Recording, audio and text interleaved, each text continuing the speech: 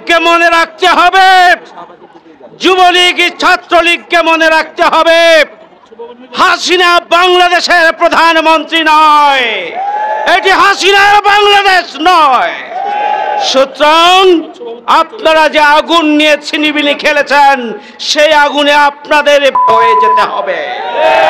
দেশের তাহলে কি পরিস্থিতি চলছে? যে মুহূর্তে বাংলাদেশের জনগণ আসন্ন জাতীয় সংসদ নির্বাচনে একটি জাতীয় ঐক্যমত্য গড়ে তুলে অবাধ সুষ্ঠু নিরপেক্ষ নির্বাচনের মাধ্যমে নির্বাচিত সরকারের কাছে ক্ষমতা হস্তান্তরের জন্য প্রচেষ্টা চালিয়ে যাচ্ছে, যেটা ছিল জুলাই বিপ্লবের আকাঙ্ক্ষা, এটা একটা মুহূর্তে আমরা এখন জাতীয় অতিক্রম করছি। যদিও স্বরাষ্ট্র উপদেষ্টা মহোদয় কালকে বলেছেন আওয়ামী ফ্যাসিবাদী সন্ত্রাসীদের ঘুম আমরা হারাম করে দেব, আপনার কথার বাস্তবায়ন দেখতে চাই। আর যদি দ্বিতীয়বার কোথায় ঘটনা ঘটে তাহলে বুঝবো আপনার মুখের কথাই শুধু কথা, কাজের সাথে আপনার কথার মিল নাই। একদিকে ফ্যাসিবাদের দোসর, দুর্নীতিবাজ, লুটপাট, চাঁদাবাজ, সন্ত্রাসী, আর একদিকে সত্যের পক্ষে ফ্যাসিবাদ বিরোধী সংগ্রামের নিবেদিত জনতা। দুই ভাগে জাতি ভাগ হয়ে গেছে। আসুন জাতীয় ঐক্যের এই চেতনা সামনে রেখে আগামী দিনে আমরা একটি অবাধ নিরপেক্ষ নির্বাচন, গণতন্ত্র, একটি কল্যাণ রাষ্ট্র গঠনের লক্ষ্যে সামনে এগিয়ে যাই। নতুন বাংলাদেশের চেতনার উপর আঘাত, আমাদের আগামী দিনের বাংলাদেশের গণতন্ত্র প্রতিষ্ঠার যে সংগ্রামের উপর আঘাত হয়েছে। আর যারা আঘাত করেছে, করেছে, তাদেরকে অবিলম্বে গ্রেফতার করে দৃষ্টান্তমূলক শাস্তি দিতে হবে। আমি কথা না বাড়িয়ে বলতে চাই, আজকে বাংলাদেশ যেই পথে এগিয়ে যাচ্ছে, মানুষের মধ্যে যে আকাঙ্ক্ষা তৈরি হয়েছে, যেই দেশের জনগণ জীবন দিয়ে রক্ত দিয়ে দ্বিতীয়বার দেশ স্বাধীন করেছে, প্রশাসনে গাপটি মেরে বসে থাকা ওই দূষণদের আতাতের মাধ্যমে বাংলাদেশকে তারা পিছনের দিকে ঠেলে দিতে পারবে না। জনতার বিজয় অবশ্যম্ভাবী, অবশ্যই আমরা এগিয়ে যাব। কেন হয়েছে এই পরিস্থিতি? যেমন সরকারের দুর্বলতা আছে, তার পাশাপাশি সরকারের প্রশাসনের নীরব মদত আছে কিনা মাঠ পর্যায়ে, এটাও আমাদের মধ্যে প্রশ্ন তৈরি হয়েছে। সরকারকে তাই এটা নিশ্চিত করতে হবে। আজকে প্রশাসনকে বাছাই করতে হবে, প্রশাসনের মধ্যে কারা এখনো ফ্যাসিবাদের দোসর। আর দেশবাসীর মধ্যে যদি ফ্যাসিবাদের তাবেদার কোন শক্তি দিল্লির তাবেদার থেকে থাকেন, তাদেরও চিহ্নিত করে নির্বাচনের আগে শুদ্ধি অভিযান না চালালে বাংলাদেশের জনগণ নিরাপদ থাকবে না। বাংলাদেশের বিরোধী দল মতের সভা সমাবেশ, মিটিং মিছিল নিরাপদ থাকতে পারে না। জাতীয় নির্বাচনের এই প্রাক্কালে, জামাত ইসলামের এই ঐতিহাসিক জাতীয় সমাবেশের প্রাক্কালে আজকেই সরকারের কাছে আমরা দাবি করছি, এ ব্যাপারে আপনি তাৎক্ষণিক পদক্ষেপ গ্রহণ করুন। বাংলাদেশ জামাত ইসলামী ঢাকা মহানগরী উত্তর এবং দক্ষিণ শাখা আয়োজিত ঢাকা মহানগরী দক্ষিণের সংগ্রামী আমির, কেন্দ্রীয় নির্বাহী পরিষদ সদস্য, জননেতা জনাব নুরুল ইসলাম বুলবুল আজকের এই প্রতিবাদ সমাবেশের সম্মানিত বিশেষ অতিথি, বাংলাদেশ জামাত ইসলামীর সংগ্রামী সেক্রেটারি জেনারেল, সাবেক জাতীয় সংসদ সদস্য, সংগ্রামী জননেতা জনাব অধ্যাপক মিয়া গোলাম পরোয়ার, সংগঠনের সহকারী সেক্রেটারি জেনারেল জননেতা এটিএম মাসুম, জনাব রফিকুল ইসলাম খান, অন্যান্য কেন্দ্রীয় এবং মহানগরী নেতৃবৃন্দ, সাংবাদিক বন্ধুগণ, সংগ্রামী দেশবাসী, আজকে আমরা যে সমাবেশে এখানে মিলিত হয়েছি, ইতিমধ্যে আপনারা শুনেছেন এবং জেনেছেন।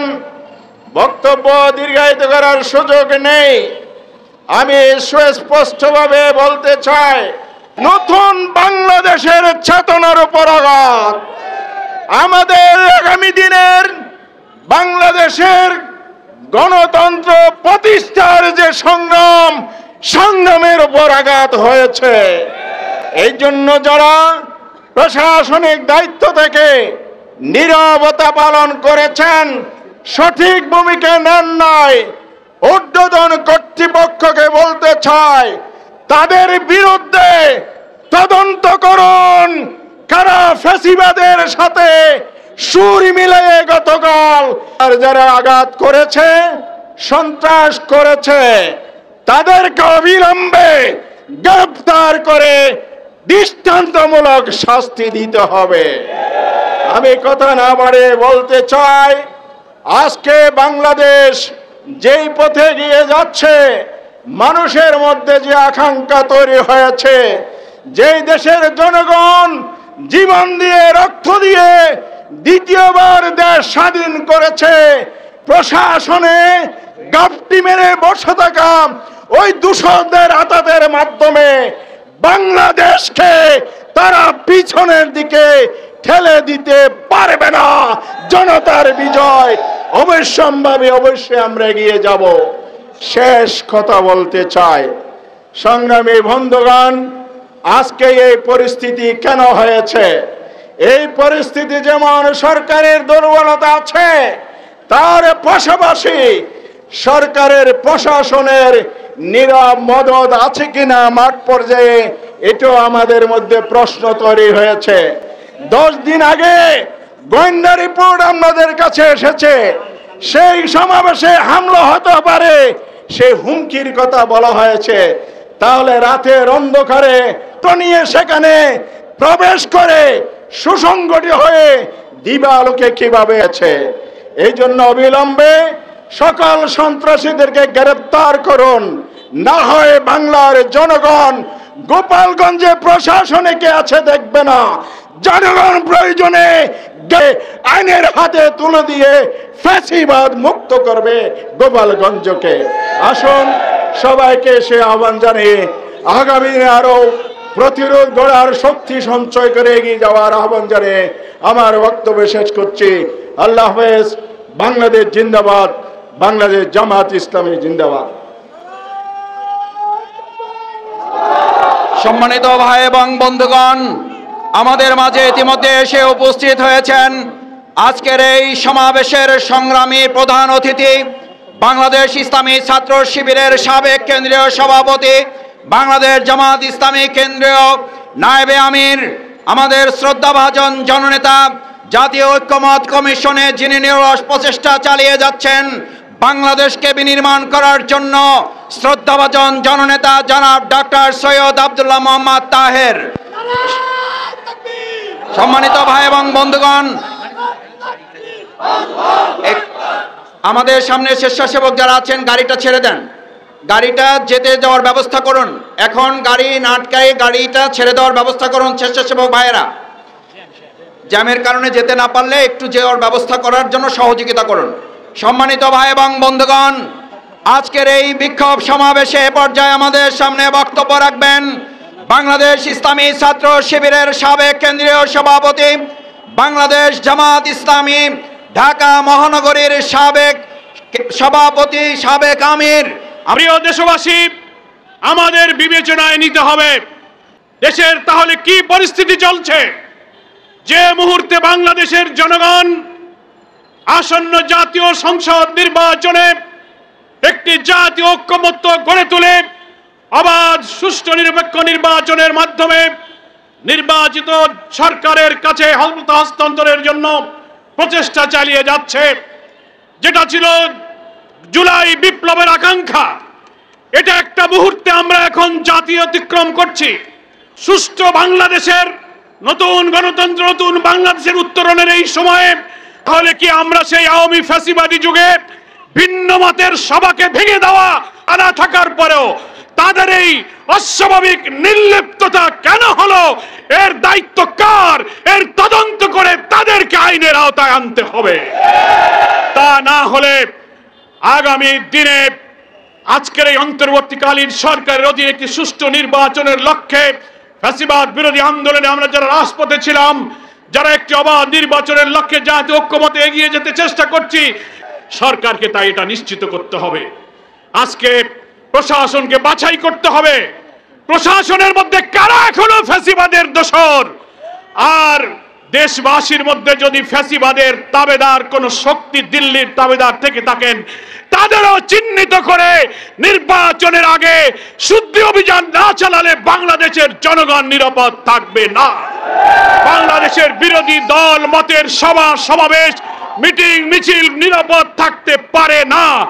জাতীয় নির্বাচনের এই প্রাক্কালে, জামাত ইসলামের এই ঐতিহাসিক জাতীয় সমাবেশের প্রাক্কালে আজকেই সরকারের কাছে আমরা দাবি করছি, এ ব্যাপারে আপনি তাৎক্ষণিক পদক্ষেপ গ্রহণ করুন। যদিও স্বরাষ্ট্র উপদেষ্টা মহোদয় কালকে বলেছেন আওয়ামী ফ্যাসিবাদী সন্ত্রাসীদের ঘুম আমরা হারাম করে দেব, আপনার কথার বাস্তবায়ন দেখতে চাই। আর যদি দ্বিতীয়বার কোথাও ঘটনা ঘটে তাহলে বুঝবো আপনার মুখের কথাই শুধু কথা, কাজের সাথে আপনার কথার মিল নাই। বক্তব্য আমরা আর দীর্ঘ করব না, যেহেতু এর পরেই মিছিল হবে। সংগ্রামী প্রধান অতিথি বক্তব্য রাখবেন।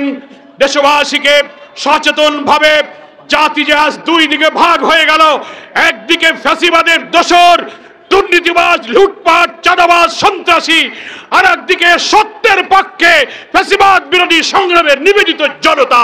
দুই ভাগে জাতি ভাগ হয়ে গেছে। আসুন জাতীয় ঐক্যের এই চেতনা সামনে রেখে আগামী দিনে আমরা একটি অবাধ নিরপেক্ষ নির্বাচন, গণতন্ত্র, একটি কল্যাণ রাষ্ট্র গঠনের লক্ষ্যে সামনে এগিয়ে যাই। দেশবাসীর কাছে জামাত ইসলামের পক্ষ থেকে এই আহ্বান জানিয়ে আমি আমার বক্তব্য শেষ করছি। আল্লাহ হাফেজ। বাংলাদেশ জিন্দাবাদ, জামাত ইসলামী জিন্দাবাদ। আসসালামু আলাইকুম ওয়া রাহমাতুল্লাহি ওয়া বারাকাতুহু। সহ সংগ্রামী নেতৃবৃন্দকে আমি অভিনন্দন জানাচ্ছি, কৃতজ্ঞতা প্রকাশ করছি। সংক্ষিপ্ত সময়ের নোটিশে আমাদের এই সমাবেশকে সফল করার জন্য তারা এসে উপস্থিত হয়েছেন। সাংবাদিক বন্ধুগণ এবং সমবেত উপস্থিতি, আপনাদের প্রতি কৃতজ্ঞতা এবং অভিনন্দন। আমরা পরিষ্কার করে বলতে চাই, আওয়ামী লীগকে মনে রাখতে হবে, যুবলীগ ছাত্রলীগকে মনে রাখতে হবে। হাসিনা বাংলাদেশের প্রধানমন্ত্রী নয়, এটি হাসিনার বাংলাদেশ নয়। সুতরাং আপনারা যে আগুন নিয়ে ছিনিবিনি খেলেছেন, সেই আগুনে আপনাদের পুড়ে ছারখার হয়ে যেতে হবে। আমরা সরকারের কাছে দাবি জানিয়েছি, অবিলম্বে গ্রেপ্তার করে আইনের আওতায় আনতে হবে।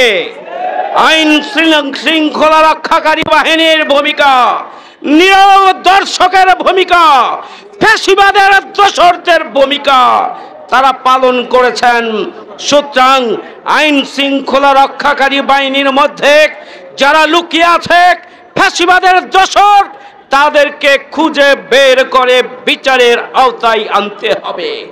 সংগ্রামী ভাইয়ের আমার, আগামী দিনের নতুন বাংলাদেশ বিনির্মাণে বাংলাদেশ জামাত ইসলামী সজাগ এবং সচেতন ভাবেই আমরা গোটা বাংলাদেশ থেকে উপস্থিত হয়ে আগামী দিনে বাংলাদেশ নিয়ে, বাংলাদেশের গণতন্ত্র নিয়ে, 18 কোটি মানুষের অধিকার নিয়ে, আগামী জাতীয় সংসদ নির্বাচন নিয়ে যে চক্রান্ত এবং ষড়যন্ত্র আছে তার দাঁত ভাঙ্গা জবাব দেওয়ার জন্য আমরা ইনশাআল্লাহ সে আহ্বান জানিয়ে আপনাদের সবাইকে ধন্যবাদ।